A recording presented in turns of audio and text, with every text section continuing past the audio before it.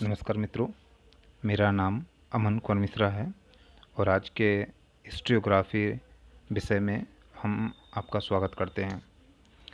यह UGC net एवं UPSC तथा जितने भी पीसीएस एग्ज़ाम है उन सभी विद्यार्थियों एवं वह विद्यार्थी जो ऐतिहासिक परिपाटी से नहीं है उनके लिए भी यह वीडियो है जो काफ़ी महत्वपूर्ण है। विभिन्न प्रतियोगी परीक्षाओं में यह प्रश्न पूछ लिए जाते हैं, या फिर अगर आप विद्यार्थी हैं जो इतिहास में रुचि रखते हैं तो यह आपके लिए भी वीडियो है, या कहें आप ही के लिए वीडियो है। ठीक है, तो हम आज का विषय है ऐतिहासिक कथन, यानी किस इतिहासकार ने, किस बड़े दार्शनिक ने क्या कहा, इसके बारे में हम लोग जानेंगे।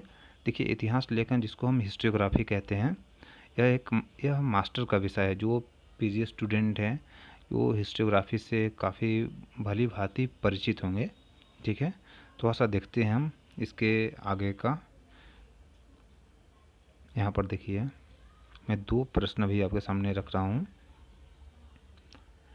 यह कथन किसका है कि एक स्त्री के लिए सबसे उत्तम स्थान पर्दा या कब्र है? पर्दा या कब्र है, यहाँ पर ध्यान देखना। यह यूजीसी नेट 2014 का प्रश्न है। यह यूजीसी नेट 2014 का प्रश्न है, जहाँ पर देखिए, यहाँ पर बदायूनी ने बोला है जो सल्तनत काल में आया था। यह कथन किसका है? यह किसका कथन है कि एक स्त्री के लिए सबसे उत्तम स्थान पर्दा या कब्र है? यह आप उस समय के जो भी इतिहासकार हैं या फिर इन सभी लोगों के मानसिकता आप समझ सकते हैं कि इनके नज़र में औरतों की क्या इज्जत होगी या फिर कैसी भावना रखते होंगे। एक प्रोडक्ट की भांति है, यूज़ करो फेंक दो। इसी विचारधारा के अग्रदूत लगते हैं शायद बदायूनी, जो कि सल्तनत काल में थे। तो इस प्रश्न का उत्तर आपको आपके सामने है, जो कि ब्लैक कलर बोल्ड में लिखा हुआ है, बदायूनी ने। ठीक है, एक महिला एक शासक के रूप में अपने दायित्व का भली भांति पूर्वक निर्वाह नहीं कर सकती, क्योंकि यह मूलभूत रूप में उसमें बुद्धि संपन्नता की कमी है। अब यहाँ पर देखो, इन्होंने अपनी मानसिकता इस प्रकार से प्रकट की और इन्होंने बोला है कि जो महिलाओं की जो बुद्धि होती है वो कम होती है, तुच्छ होती है, नगण्य होती है, वो मतलब पुरुषों के मुकाबले नहीं है। इसामी जो कि सल्तनतकालीन इतिहासकार था, तो इस चीज़ से भी आप ध्यान में लगाना कि सल्तनतकालीन जो समाज है वो महिलाओं के प्रति कैसा दुर्व्यवहार और किस प्रकार की मानसिकता से ग्रसित समाज थी।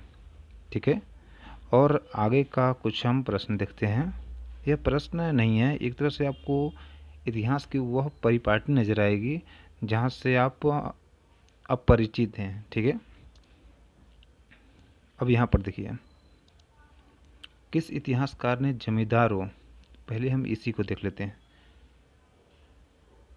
किस इतिहासकार ने जमींदारों, जागीरदारों एवं किसानों के बीच त्रिपक्षीय समझौते को मुगल साम्राज्य के संकट एवं पतन का कारण माना है?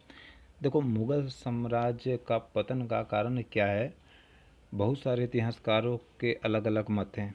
उन्हीं में से जो हमारे सतीश चंद्र हैं, जिनकी एक पुस्तक भी आती है मध्यकालीन भारत का इतिहास, जो हर यूपीएससी बीपीएससी जो विद्यार्थी हैं उनके मेज़ पर आपको यह पुस्तक मिल ही जाएगी।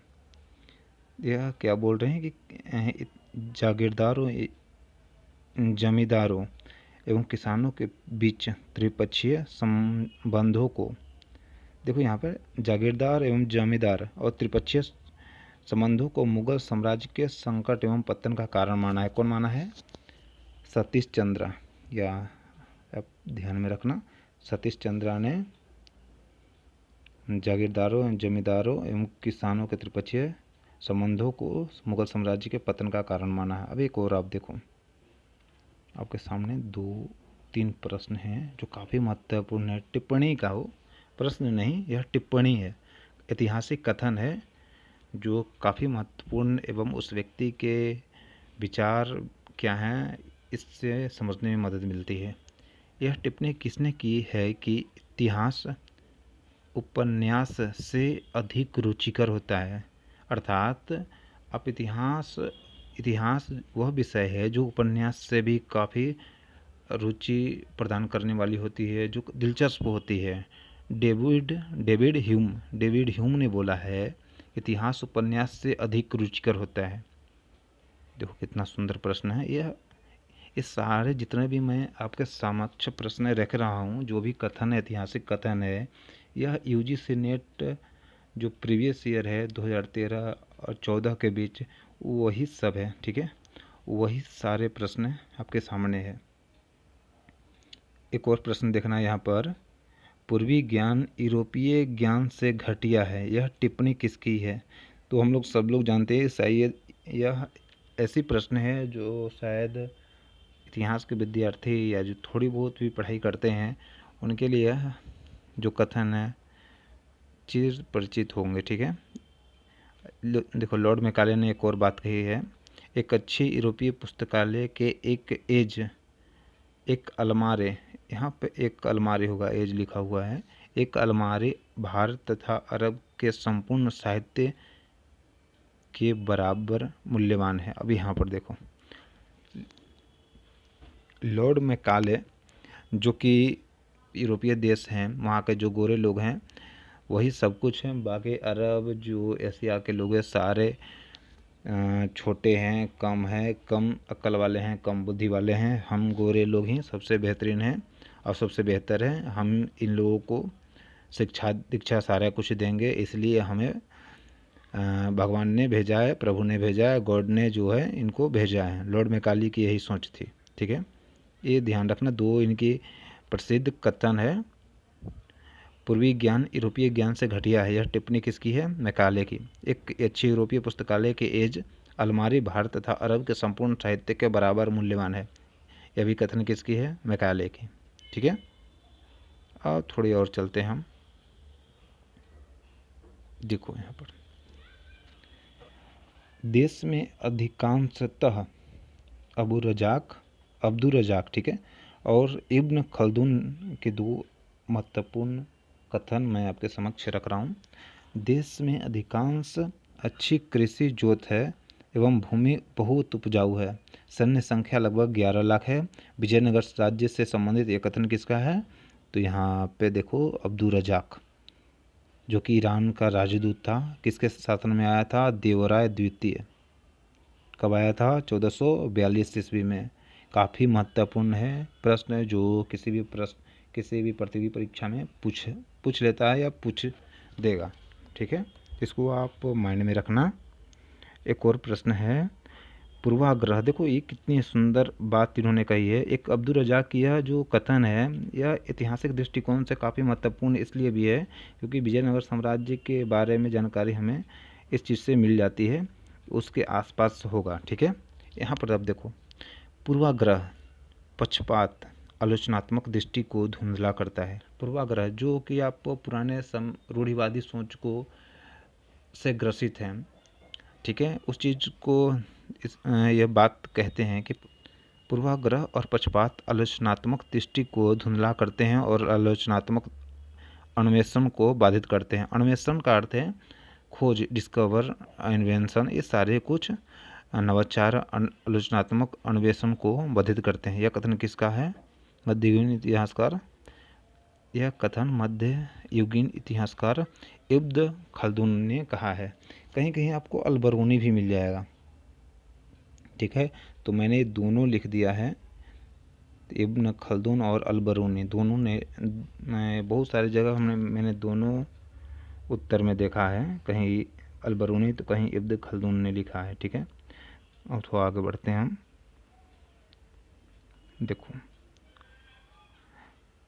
राम प्रसाद बिस्मिल, महात्मा गांधी, विठल भाई पटेल, सुभाष चंद्र बोस एवं J.F. रिचर्ड्स की महत्वपूर्ण कथन इस प्रकार है, राजनीतिक डकैतियों का लक्ष्य सरकारी धन को प्राप्त करना है। यह कथन किसका है? राम प्रसाद बिस्मिल। इन्होंने ही कहा था, सरफरोशी की तमन्ना अब हमारे दिल में है। देखो कितना सुंदर इन्होंने बात कहा है। राजनीतिक डकैतियों का लक्ष्य, जो हमारे नेता हैं वाइट कुर्ता में घूमते हैं, उनका मेन लक्ष्य क्या होता है? सरकारी डकैतियों का लक्ष्य सरकारी धन को प्राप्त करना है। ठीक है। अब देखो, महात्मा गांधी ने, मेरा प्रत्येक लघुतम क्रियाकलाप उस द्वारा निर्देशित होता है जिसे मैं धर्म समझता हूँ। निम्नलिखित में से यह कथन किसका है? अब देखो, ये बोल रहे हैं कि जो भी मैं करता हूँ वह धर्म द्वारा ही मार्गदर्शित हूँ, मतलब जो धर्म कहता वही मैं करता हूँ, जो कर रहा हूँ वह धर्म ही है। ठीक है। अब धर्म का अर्थ ये नहीं है जो आज हम समझते हैं रिलीजन, ईसाई, पारसी, यहूदी, इस्लाम, ये सारे रिलीजन है। रिलीजन नहीं है, सनातन धर्म है। धर्म क्या है? धर्म वह है जो करना चाहिए, जो प्रकृति के लिए, समाज के लिए, देश के लिए, क्या बोलते हैं, मानव के लिए उत्तम हो, वही धर्म है। ठीक है। मेरा प्रत्येक लघुतम कार्यकलाप उस द्वारा निर्देशित होता है जिसे मैं धर्म समझता हूँ। निम्नलिखित में से यह कथन किसका है? तो महात्मा गांधी का। अब यहाँ पर देखिए, उल्लेखनीय है कि विट्ठल भाई पटेल एवं सुभाष चंद्र बोस ने कहा था कि राजनीतिक के रूप में महात्मा गांधी असफल रहे। महात्मा गांधी की सोच बहुत ही व्यापक एवं भव्य थी, जो एक बड़े दार्शनिक का होता है। लेकिन कहीं ना कहीं हम लोग देखते हैं कि जो सत्याग्रह छोड़कर बाकी अन्य चीज़ों में उन्होंने काफ़ी असफलता पाई, और भारत और पाकिस्तान के संबंध में उनको आज भी कोसा जाता है। अब यहाँ पर एक और प्रश्न है, मुगल केंद्रीकृत सत्ता का वास्तविक एक बात है। यहाँ पर देखना, मुगल केंद्रीकृत सत्ता एक वास्तविक बात है। ठीक है। वह अच्छी थी अथवा बुरी, यह दूसरी बात है। यह किसने कहा था? J.F. रिचर्डसन। तो यह सभी प्रश्न आपके लिए काफ़ी महत्वपूर्ण है। ठीक है। तो मित्रों, मैं यूजीसी नेट, यूपीएससी, बीपीएससी और ऐतिहासिक दृष्टिकोण से जो भी महत्वपूर्ण तथ्य होते हैं, मैं आपके समक्ष लाता रहूँगा। और बस आपका सहयोग चाहिए। हमारे जो चैनल है छोटा सा है, फैमिली है भी, उसको आप लाइक शेयर करें तो, और यह जो कार्यक्रम है और भी आगे बढ़ेगा, और आपके समक्ष जो भी महत्वपूर्ण एवं सटीक उत्तर है वही प्रस्तुत करने का मैं प्रयत्न करूँगा। ठीक है। धन्यवाद।